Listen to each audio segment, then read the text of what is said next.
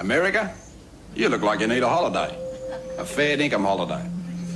In the land of wonder. The land down under. That's a lovely accent you have. New Jersey? Austria. Austria? Well then, good day, mate. Let's put another shrimp on the barbie. One more word and your computers will suffer a concussion. Now be quiet.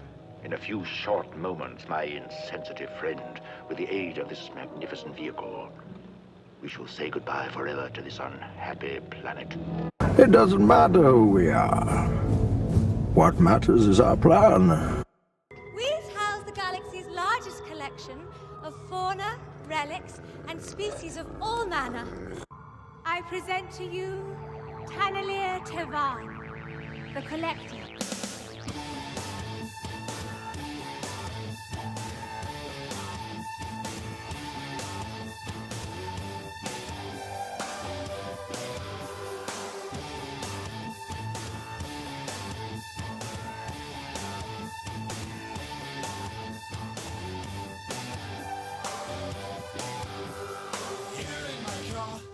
Safest of all, I can lock all my doors, and it's the only way I live in cars.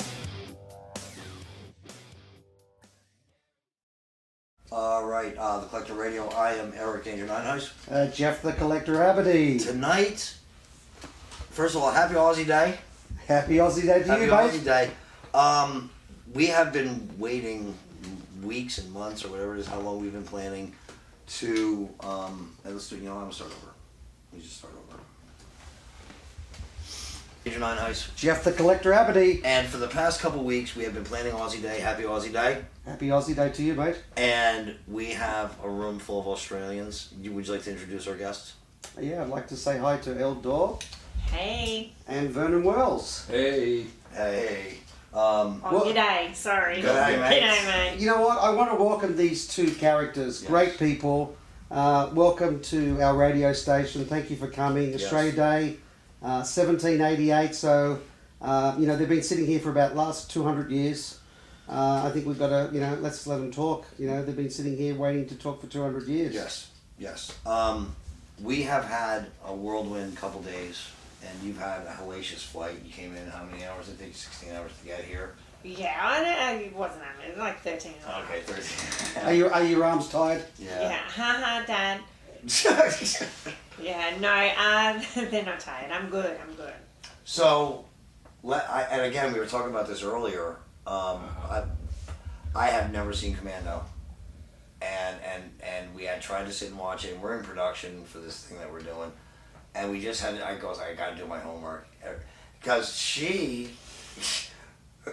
And this is a funny story to me because she goes, my husband makes all these little comments about Commando, and I'm like, I've never watched it. I better watch it. And we sat down and watched it. It was really good for what it was. Yeah, it was an 80s film. It was one of those kish little cliched movies, but for the time I thought it was great. It was a lot of fun, but for me it was an interesting exercise because I was never cast in it. Right. Oh, you weren't? No, I was over here doing Weird Science. Right. And Joel Silver was the producer of both. I know Joel Silver. And he said, I'd like you to be in my next film. It's with this gentleman called Schwarzenegger, whom I had no idea who Arnold Schwarzenegger was. Wow. Couldn't even pronounce his name at the time. Right. And he took me to the director, and the director just took one look at me and said, nope. Really? And I didn't care. I was like, I'm going home. I'm cool. I'm going back to, Australian. I don't give a shit. I'm going home. Right. And so I went back to Australia, and about 3 months later, I got a phone call from Joel saying, get on a plane and come over. And they'd hired someone else that hadn't worked out. Don't ask me the reasons. I have a theory. The guy was 6'3" and very slim, and Arnold 6'2" and big as a house. Gas to the gills. I don't think it's sort of the difference in composition worked. Anyway, they brought me over to do the film, right. And I got off the plane, like you, got off the plane, virtually got into bed, got out of bed, walked into the studio. They cut my hair, shaved me, and put me in a costume that really didn't fit me. And said go. And it was just that simple. And I remember you making a comment earlier saying your American accent was terrible, and then you just went back into Australian. The reason it was terrible was I had no idea what I was doing. It was that simple. And Wow. it took a day, and then I just said, I'm just going back to normal. Jeff, did you notice that in the beginning of the film? Like he didn't have an. I was actually getting, to be honest, I was getting over the moustache. Yeah, Freddie Mercury do. I was going to say, did you call up Freddie Mercury and say, "Hey Freddie, how do I cut that moustache?" That was such a cool moustache. Was that a pin on or what? No, that was really big. I always have a beard. And they Yeah, just shave that's everything right. up. Yeah. But what was funny was I never saw it like that. The funny thing was, I mean, actors are blind to everything except what they're doing. So I know, and the first time I realised was Mad Magazine. Remember Mad Magazine? Yeah, of course. You weren't the guy at the back with the folded in half and. No, I Okay. wasn't that one. They just did a little parody on Commando. And in it, they had one frame where I'm standing there wearing my thing. They had across the front of it, "I am not Freddie Mercury on steroids." Nice. And suddenly I went, what the, oh my God, you know, it just sort of dawned on me that I looked like Freddie Mercury. And I was like, dear God. Well, that was I noticed a lot of that was shot in Los Angeles and I think San Bernardino and I think up near Hearst Castle, right? It was, yeah, all the stuff on the boat and everything, and that was all shot up at Hearst Castle. And what time of year was that done at? God, we're about probably September, October. Yeah, I mean it's beautiful location shoots. Yeah. Yeah, it was really We pretty. actually used the Spruce Goose for the boat, John Wayne's yacht. That you said that. I said I actually. He said that. Wow. Yeah, we had yeah. the Spruce Goose for the Yeah. boat. You're like the last time they used that plane, and I was like, No, not the plane, the boat. The black was in the background there. It was Right. beautiful. Yeah, because you did a lot of stuff down in Long Beach. I think one of the scenes was down there in Long Beach. Yeah, we did it all over the place. A lot of it was shot out at the studio at 20th Century. But was because you were in the military with him, the accent was a combination of I didn't really pick up any particular accent, but there was no Australian accent there. No, it was neutral. Yeah. That was what my mother always taught me, to always have a neutral accent. Yeah. Don't be a bloody Aussie, Vernon. Hey, Oi. Now settle down, mate. What's wrong with being Aussie? No, I meant in the accent. Oh, not in yeah, the yeah. legal Yeah. So Arnold wasn't that big at that particular time. Not physically, of course, but he wasn't that big as a movie star. Yeah. Good to work with. Oh, he was great. Yeah. I mean, I had a ball with it. He's like a big kid. Yeah. Him and Mel, the same. They're both like, it's having bloody kids on the set. Eventually, you just want to take them outside and kick their ass. But they're just wonderful to be around. Probably Mel's ass is easier to kick than Arnold's. A lot easier, yeah. It's probably a lot smaller too. Well, both good. well, thank you very much for the ask rating over there. Yeah. But in the combat scene when you guys were fighting in the boiler room or whatever that was he stiff with you or was he like easy to move around? No, he was good. Okay. He's very good. He's very very much into what he's doing with you. He tends to want to make sure that you don't. And he broke my arm in it. So he was stiff. He was very stiff. Yeah. But because you work a little snug because you don't want people to see through what you're doing, of course. But when you work with green guys and they don't know stage combat, it's like almost a nightmare, right? It's like you end up with bruises. Yeah. Yeah. I had to do a boxing film, and one of the people I worked with, he found it really fun to hit me. What? And it's like, this is a film. You don't, and I just kept saying, don't keep hitting me. And he would just, and I said to the director, I said, I swear to God, if he hits me once more, I'm going to knock him out. Thump. And he went, hang on a sec, we'll move the cameras. I swear to God, this is true. And they moved all the cameras so they were shooting across him to me, because shooting that way, it wouldn't have looked real. Shooting this way, it would look like it was supposed to look. Right. So they just reset the cameras, he said action, and we did the scene, and he hit me, and I just wham, and it just, down he went. Wow, like a ton of bricks. But I want to talk to Vernon about, obviously our. Talk to her. She's here too. Well, no, listen, let me tell you something. I'm going to get to this lady over here very, good. very shortly. Uh-oh. You can take that any way you want. Listen, I've still got a passport. She's not going anywhere. All right. I'm happy listening. I'm happy. Yeah. I'm happy. Road Warrior. Uh-huh. I mean, it's Australian icon. Mm-hmm. Tell me about, location was like in the middle of, nowhere. Broken Hill.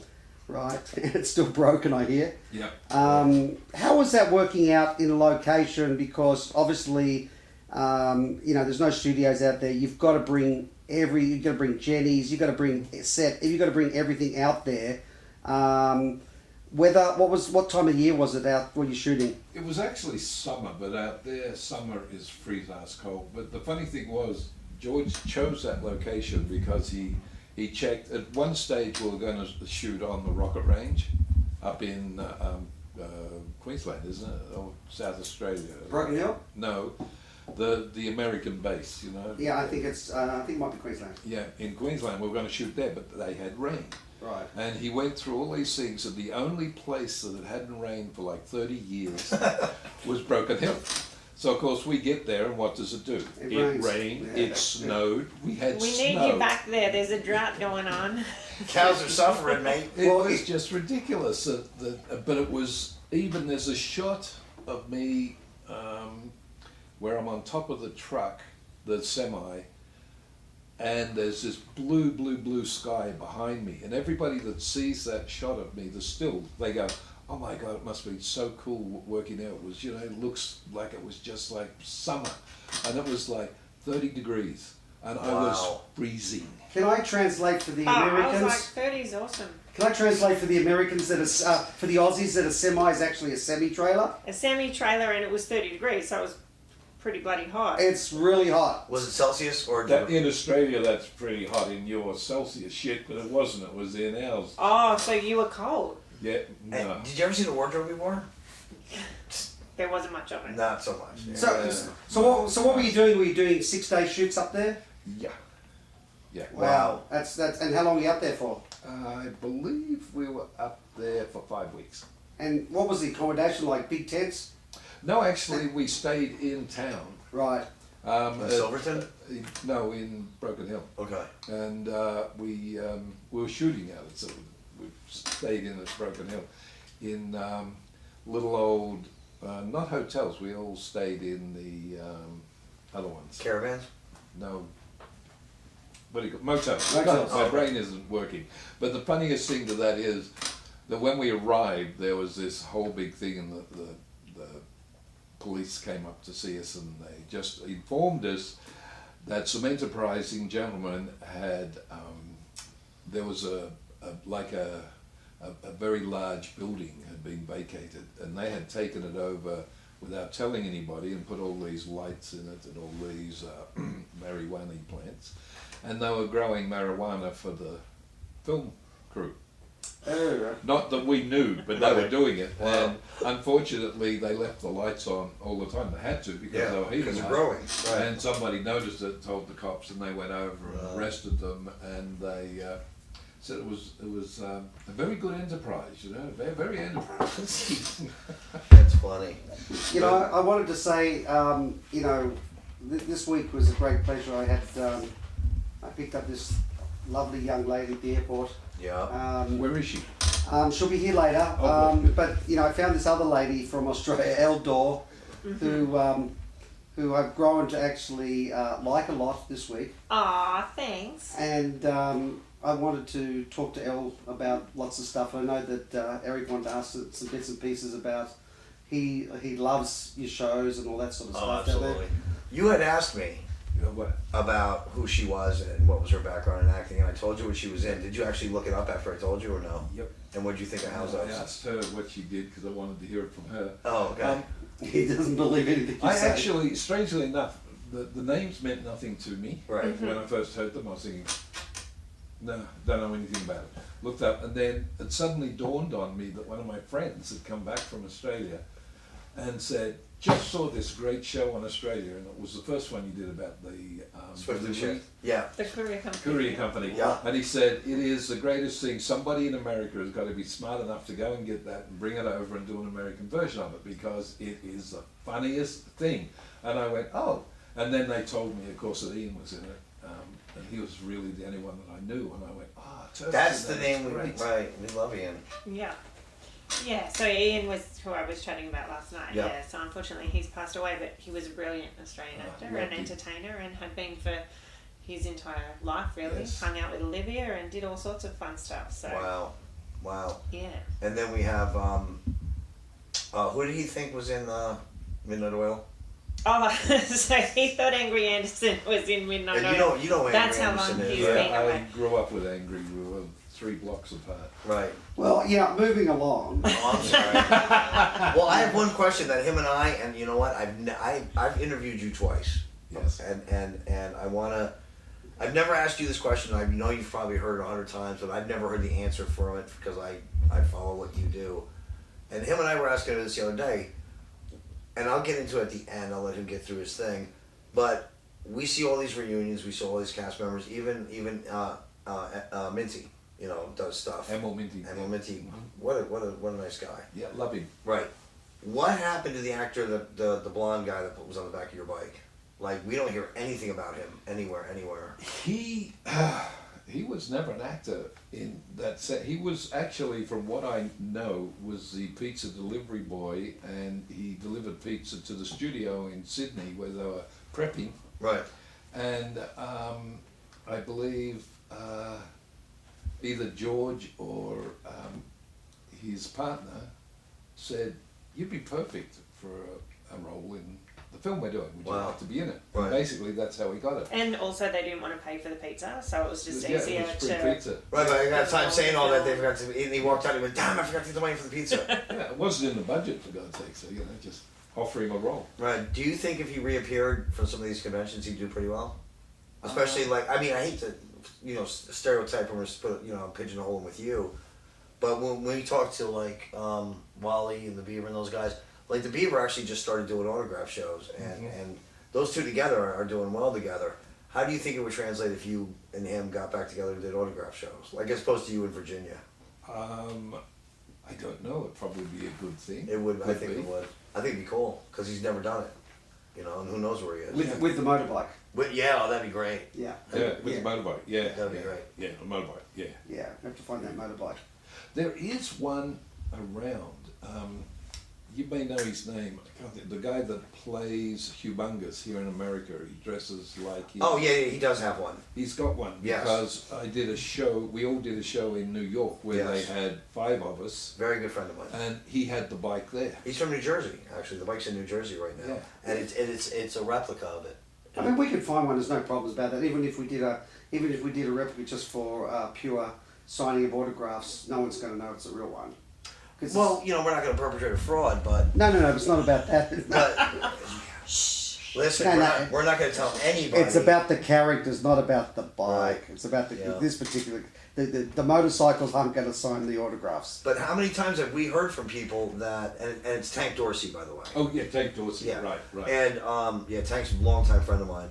But how many times I've heard, just doing the doco about the Australian muscle cars, did we hear that these bikes are almost impossible to find? And then we got the collector over here who's just like, oh no, I think I got 5 in the attic. I got 2 back in the back. I got 3 on the other side. Yeah, but the problem is I got to find the wheels for them. Right. Well, wait. What was that was the hard part. The wheels? Yeah, something about those wheels you can't get anymore. Yeah. And if you can, they're $1,500 a piece or something crazy. Yeah, the time you rebuild the bike, it's going to be so expensive. I would contact the Mad Max Museum and just talk to them because I believe they have 2. Oh, do they really? Yeah, a lot of times people build those, like the Interceptors. A lot of people go out and build them as clones. But these ones are the real ones because they actually went out and found where they buried everything after the film in the desert and dug it all up, and that's how they got the museum. Comes with its own dirt. Comes with its own dirt.